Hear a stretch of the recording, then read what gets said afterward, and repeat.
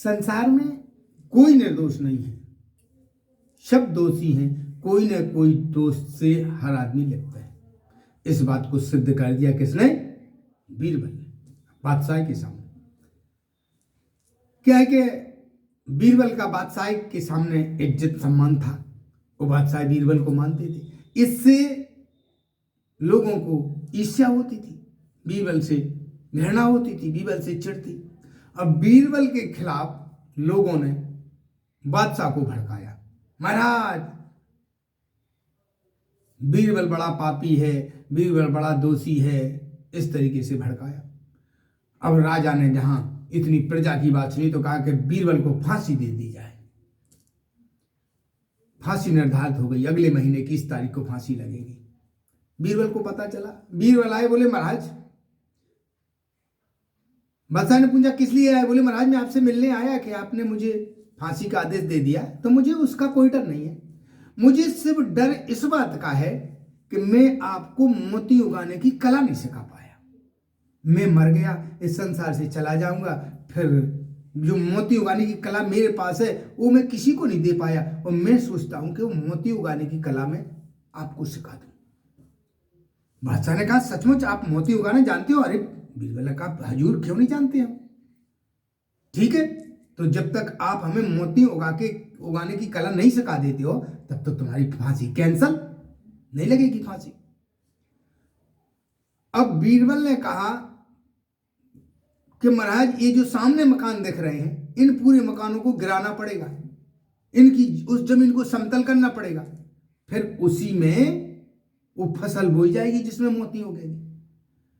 बादशाह ने कहा अरे कैसी बात करते हो बीरबल, ये तो अपने ही सेवकों के, अपने ही सेवादारों के मकान है, घर है, इनको गिरा देंगे, वो कहां रहेंगे? अब वो घर उन्हीं के थे जिनने बादशाह को भड़काया था बीरबल के प्रति। तो बीरबल तो चाहते था कि इनको हम बेघर कर दें, क्योंकि इन्होंने बादशाह को भड़काया हमारे प्रति। बीरबल ने कहा नहीं प्रभु, मैंने वो सारा महाराज सब जगह वो जमीन का चयन कर लिया है, इस जमीन के अलावा और मोती कहीं उग ही नहीं सकता है। राजा का बादशाह का आदेश, बादशाह ने आदेश दिया आज रातों रात ही पूरे मकान सब खाली हो जाएं, कल ये सब पूरे मकान गिराए जाएंगे। अब बादशाह का आदेश, सबने मकान खाली कर दिए, मकान गिराए गए, जमीन समतल हुई। जमीन को समतल करने में जब तक मतलब गेहूं की फसल बुवाई का समय आ गया, बीरबल ने बढ़िया उसमें अच्छा खाद डाल के बढ़िया गेहूं की फसल बो दी। गेहूं की फसल बड़ी हुई तब तक माह पूष का महीना आ गया। माह पूष के महीने में ओस पड़ती है, और जैसे ही गेहूं के और जौ के पेड़ पर ओस की बूंद पड़ती है और उस पर जब सूर्य की किरणें पड़ती हैं तो मोती जैसी वो चमकना शुरू हो जाती है। फसल बड़ी हुई, ओस पड़ना शुरू हो गया। सुबह सूर्य की किरणें जब ओस की बूंदों पर पड़ने लगी तो मोती की तरह चमकने लगी। बीरबल ने जाके बादशाह से कहा महाराज मोती की फसल तैयार हो गई है, चल के मोती चुन लिए जाए। सारा नगर इकट्ठा हो गया, चलो देखें। बीरबल ने वहां पर उस जगह पे जाने के पहले कहा महाराज शर्त एक है, मोती वही आदमी चुन सकता है जिसने जो निर्दोष हो और जिसने जीवन में कभी पाप ना किया हो। अगर कोई निर्दोष नहीं होगा, अगर जीवन में किसी ने पाप किया होगा तो मोती में हाथ लगाते ही मोती पानी बन जाएगा। बादशाह ने कहा चलो ठीक है भैया, शर्त अगर ऐसी है, चलो कोई ना कोई तो निर्दोष होगा, कोई ना कोई तो ऐसा होगा जिसने जीवन में पाप ना किया हो। पहुंचे, सुबह का समय था, सूर्य की किरणें उस फसल पर पड़ रही थी और वहां पर जो ओस की बूंदें थी वो मोती की तरह सूर्य की किरणें पाकर के मोती की तरह चमक रही थी। बादशाह ने आदेश दिया, अपने जो उनके मंत्री थे, मंत्रियों से कहा जाओ मोती को चुगने का काम शुरू करो। जैसे ही मंत्रियों ने हाथ लगाया तो ओस की बूंदें, वो तो पानी थी, वो तो बीरबल को सिद्ध करना था कि भाई संसार में ऐसा कोई ना तो निर्दोष है और ना कोई ऐसा है कि जिसने जीवन में पाप ना किया हो। मंत्रियों ने हाथ लगाया, सब पानी बनते गए। बीरबल ने कहा महाराज ये सब पापी हैं, सब दोषी हैं।